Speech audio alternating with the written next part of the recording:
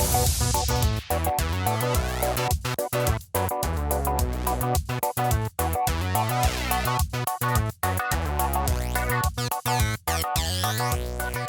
hello, welcome to Alyssa Jean's Reviews. My name is Alyssa, and this is my review for Star Trek Strange and New Worlds Season 1, Episode 3, The Ghosts of Illyria. Or maybe it's just Ghost, maybe there's no the in the title. Anyways, you get it. Of course, we're going to start with the standard spoiler warning. If you have not seen this episode, then why the hell did you click on this video? They don't do spoiler-free videos on YouTube anymore unless it says spoiler-free specifically. So anyways, start with my overall thoughts, and then I'll kind of get into more of the details of the episode as per usual. So, another virus episode, going back to that old trope. For those of you who are familiar with some of my other Star Trek videos, and especially if you are familiar with my videos pre-transition when I went by Acton Tomko, I talked about the virus episode quite a lot. It is one of the most tired tropes, one of the ones that I am most sick of and have been sick of for the longest period of time. Other tropes would include getting trapped in a holodeck, which thankfully is not an option for this particular show. The shuttlecraft crashing trope. There's the supercomputer trope, which Lower Decks actually did an excellent job of doing a parody of that one. And there's a bunch of other ones I'm not thinking of right at the moment.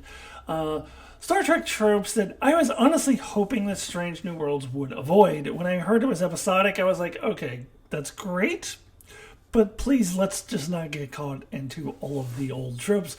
Here's our virus episode this week, here's our shuttlecraft episode the next week. And so far they haven't. I hope this is the only virus episode that they do. I hope they don't go back to this well again. But with all of that said, it was still a pretty good episode, and it's a good episode on the strength of the character stories, especially with Oona. And I love how they, once again, just like last week, are able to give the other characters something to do. I mentioned this last week as well, that some previous Trek shows would often just focus on the one character, and maybe a second character would play off of that character. Like if it's a Bashir-focused episode in Deep Space Nine, maybe plays off of O'Brien because O'Brien's his best friend. But for the most part, the other characters are nothing in that particular episode. And that's not the case in every episode of the previous Trek. I'm just saying it did it very often. And here, they 2 weeks in a row, they have one character that they're focusing on and give a lot of the other characters stuff to do. Like Himmer has a big episode this week, the most that we've seen him in the first three. Mobamba, of course, plays a part, although I'm iffy about that ending, but I'll get into that a little bit later. I think they gave Mobamba too big of a focus for an episode that was about Oona, but I'll talk about that later on. I think for the most part they handled that well, even though Uhura gets a little bit, Pike and Spock get their roles, so I love how Strange New Worlds is able to balance that. So because of all of that, I'm able to forgive the use of the old virus trope, and I still think it's a really, really strong episode, despite that. But just don't do it again. We don't need any more virus episodes. One thing I will say that I really appreciate about how they are handling this virus episode in the post-COVID era is that they are now using terms that any actual medical professional would have used all along, but have never been used in Star Trek before, such as contact tracing, such as a lockdown. And I love how they were like, all right, going into lockdown, and Himmer snapped his fingers, and all of his people in engineering knew what they were doing. He runs a tight ship down there in engineering. So, yeah, that was good. This is going to be a more accurate portrayal of the virus episode from now on, now that we have actually lived through it. I was watching a Deep Space Nine rewatch. I was doing a Deep Space Nine rewatch right at the beginning of the COVID lockdowns in March 2020. And I came across the early first season episode Babel, in which there's a virus spreading that causes everybody to babble, basically, to say gibberish. It's like an aphasia virus, causes everybody to get aphasia. And they use the word quarantine, but there really wasn't any sort of quarantine going on. And at the end, toward the end of the episode, Jake Sisko had the virus. He was in sick bay, and Sisko goes in, puts his arm around Jake and says, okay, come walk with me, and walks with him with his arm around him. I'm like, Sisko, for the love of God, social distancing. But they didn't think of those things. It's like, well, no wonder that virus spread like crazy. At least here they're addressing it because now we're in a post-COVID world, so now we know about those sorts of things. But they were able to get around that by saying that the virus was passed by light, which is really impossible to get rid of by social distancing or any of that stuff. So that was actually a pretty creative way to have a reasonable virus episode. So overall, I still thought it was a pretty strong episode. I do take issue with the ending, but I'll get into that a little bit later on as I go through the details. So let me go ahead and do that now. Let me go ahead and dive into some of the details of this episode.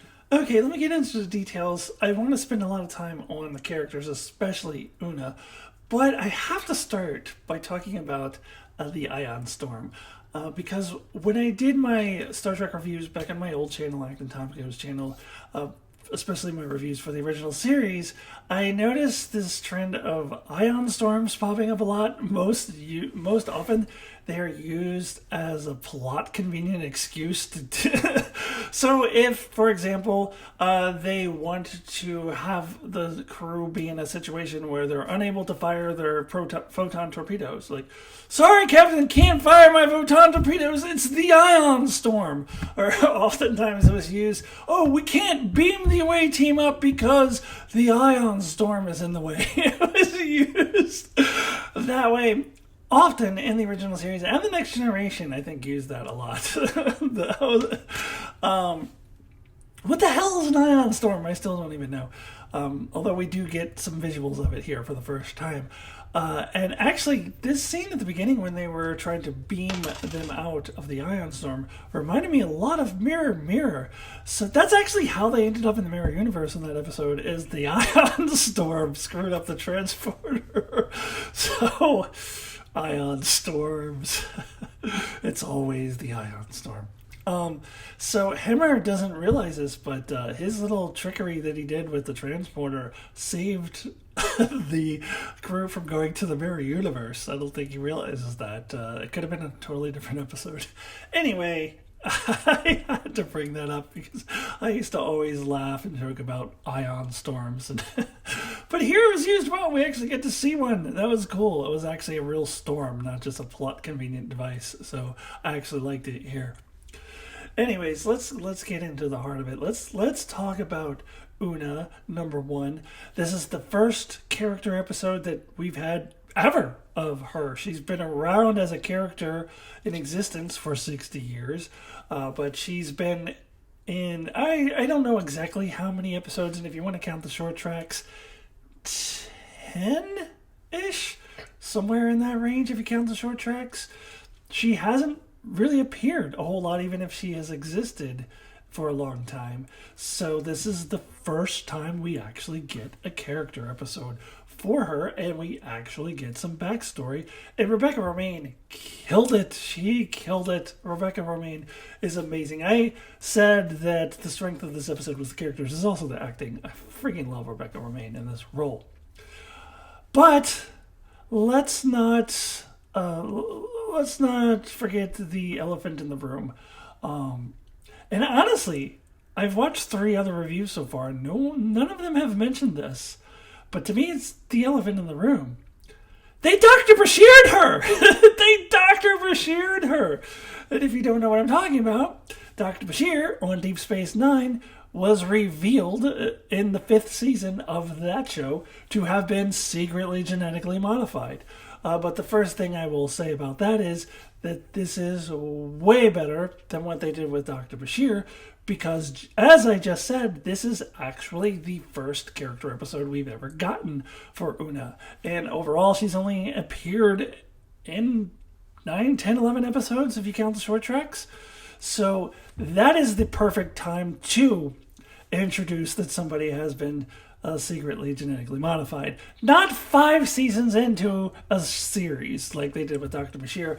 I ended up naming that as my number 5 worst retcon in all of sci-fi and fantasy. I did a top 10 worst retcons in sci-fi and fantasy, and that was number 5, not just of Star Trek, but of all sci-fi and fantasy, because it was an awful retcon trying to say that all this time Dr. Bashir had genetic modifications, but he was just hiding it. He was just keeping it a secret.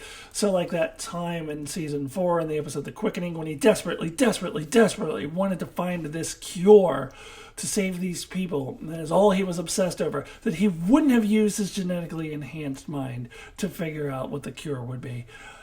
Bullshit. Bullshit! They just made it up in the 5th season and wanted us to believe he always had it, and it was total bullshit. Here, this is the first character episode we've gotten of this character. We've seen her before, but what was the Magel Barrett version of her in the cage genetically modified? For all I know, fuck yeah. I mean, there's nothing in it that tells me she wasn't. So this works. This works for me. And the one thing that I am concerned about is, speaking of plot conveniences, I do not want them to use this as she just has whatever plot convenient abilities are needed week to week. So we have seen that she is stronger than normal people. She was able to put him around her shoulder and carry him. So I would like to see that defined. What is her strength level? And I want to see everything that she has as a result of being genetically modified. I would like to see that start to come out, and I want it to be then consistent throughout the rest of the show. I don't want it to be in season 3. Oh yeah, so Oona can melt objects with her heat vision because she's genetically modified. That's a little extreme for example, but I don't want them to do. This is what they just did in Star Trek Picard with the character of Talon, who all of a sudden had this ability to go into people's dreams because the plot needed it, so it was a plot convenient ability. Later in the season, she had this ability all of a sudden to disguise herself. She pulls off her mask like she's Black Widow in the MCU. Out of nowhere, wasn't established at all, but they needed Talon to have these plot convenient abilities, so all of a sudden she just has them. I do not want them to do that with Oona. I would like to see her genetic modifications defined by the end of the season, and then we stick with that, and we're not just going by week to week, just adding different plot convenient abilities for her because she's genetically modified.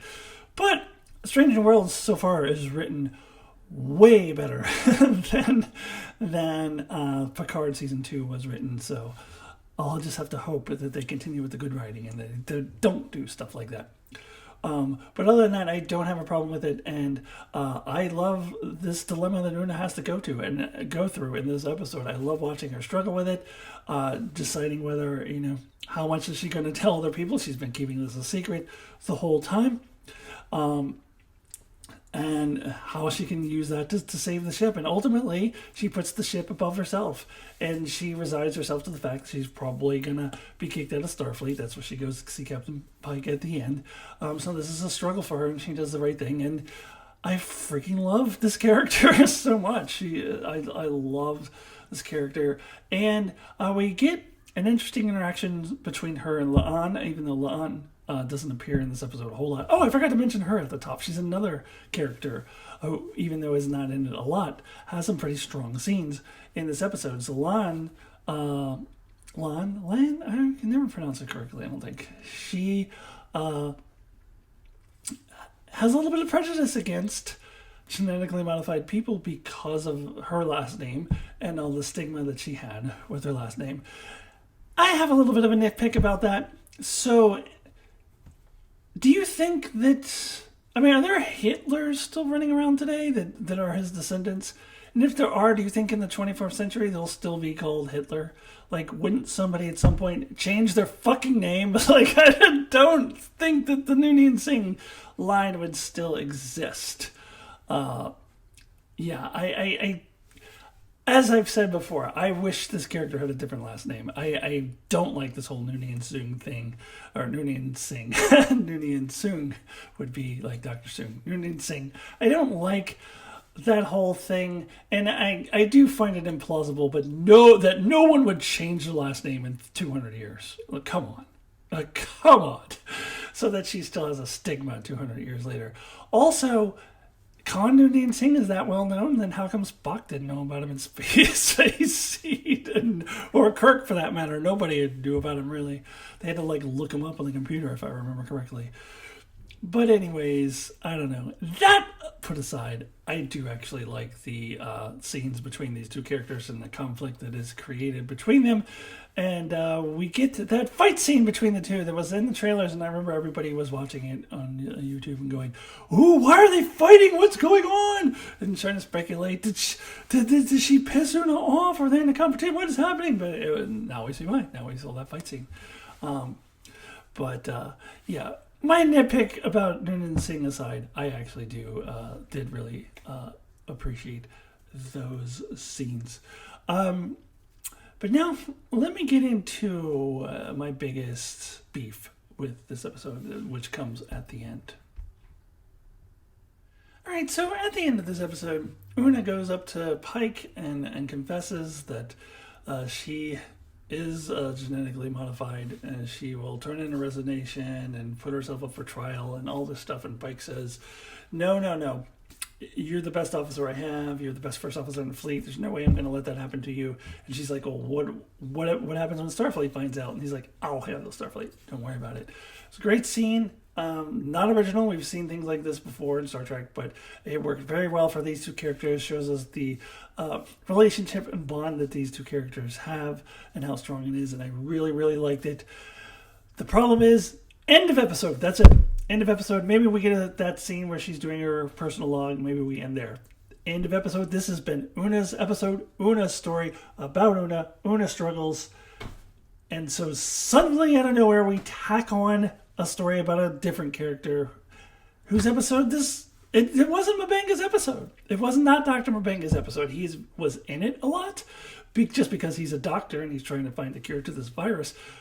But it wasn't his character story. It was not about him. So to suddenly make it about him at the end is undercutting Oona's story. And I found it jarring. I found it off-putting. It threw me off. It was tacked on. The episode should end with Oona's story. Dr. M'Benga's story should be in an episode that focuses on him all throughout the episode, that is about him, about his struggles. So two ways they could have done this differently. You can still have him do the transporter thing. I've heard a lot of people complaining about the logistics of that. I don't care about that. I think that's fine. I think he had this little girl in the transporter. That's fine. I have no issue with that whatsoever. But the two ways to handle it would have been, two possible ways to handle it, would have been, one, you have that in a completely different episode and is completely unrelated to this virus thing. And there's a different reason why it got through the filters. It has nothing to do with that. And just save it completely for the M'Benga episode. The other way that could have worked is leave it as a bit of a cliffhanger for later on, from when we do have the Dr. M'Benga episode, where it's just kind of left as a little bit of a mystery. Like, ooh, why does Dr. M'Benga, what's going on? Why is he hiding what is he hiding about the transporter? But you would have to, I think, pay that off in a couple episodes. Like, I don't think it's something you want to hold on to for too long. That would have been a possible way. But the worst thing you could do is undercut Oona's story by all of a sudden having this scene, making it about Dr. M'Benga and ending with Dr. M'Benga having this sweet little scene with his daughter. It wasn't his episode. It wasn't about him. I hate to go there, but it was the woman's episode, and then it's got to end up being about the man. I hate to go there, but it was undercut. It was her episode. And also, I found it really weird that Oona was in 2 scenes where a superior officer was telling the officer beneath them that, oh, no, you're fine, don't worry, I got your back, you're not in trouble, you're going to be fine. But she was on both sides of it. In back-to-back scenes, did no one else find this really jarring? Like, she's the one on being told that by Captain Pike, and then in the very next scene, she's on the other end of the same dynamic. Did no one else find this really jarring? This really was jarring. This really bothered me. This should have been saved for a Dr. Mbenga episode. So, and it's interesting. So I've watched other reviews, and so far I'm the only one who has this particular gripe. Other people are like, oh, I don't like how he had his daughter on the transporter. How did Pike never know about this? Blah, blah, blah. I don't care about any of that. That's fine. I didn't like that they undercut Oona's story with an all of a sudden out of nowhere Dr. Mbenga story. So they should have been in a separate episode. That's my beef there. Anyways, I still think overall this is a pretty strong episode, and Strange New Worlds overall has really impressed me so far. It has come out of the gate strong. It is definitely the best first 3 episodes any series has ever had, in my opinion, of Star Trek anyways. All right, let me go ahead and give my rating out of 10. 1 is the lowest possible score, 10 is the highest possible score, and my rating out of 10 for Season 1, Episode 3, Ghosts of Illyria, would be a 7. I'm going to give it a 7. Strong character episode. And like I said before, I love how they're able to focus on one character but also give the other character stuff to do. I'm loving all the characters' dynamics. I'm loving overall where Strange New World is going. But it is the lowest rated episode for me so far. It's a 7. Largely because of what I was just complaining about with the ending. It definitely loses a couple points for that. And also, let's stay away from the old tropes. Let's stay away from the virus episodes. You get this one. You get one freebie. After that, I don't want to see another virus episode. So, still overall loving the direction Strange New Worlds is heading. But this is a 7 out of 10 for me, which is the lowest I've given so far out of the first 3. Alright everybody, thank you so much for watching. Please join me again next week as I review episode 4 of season 1 of Strange New Worlds. I will have my review for Star Trek 5 up tomorrow. That will be really fun for you to watch if you like to see me complain and rant about things. So please check that out. Please subscribe if you have not already. Hit the bell for notifications. And don't forget to like this video. I will see you very soon everybody. Goodbye.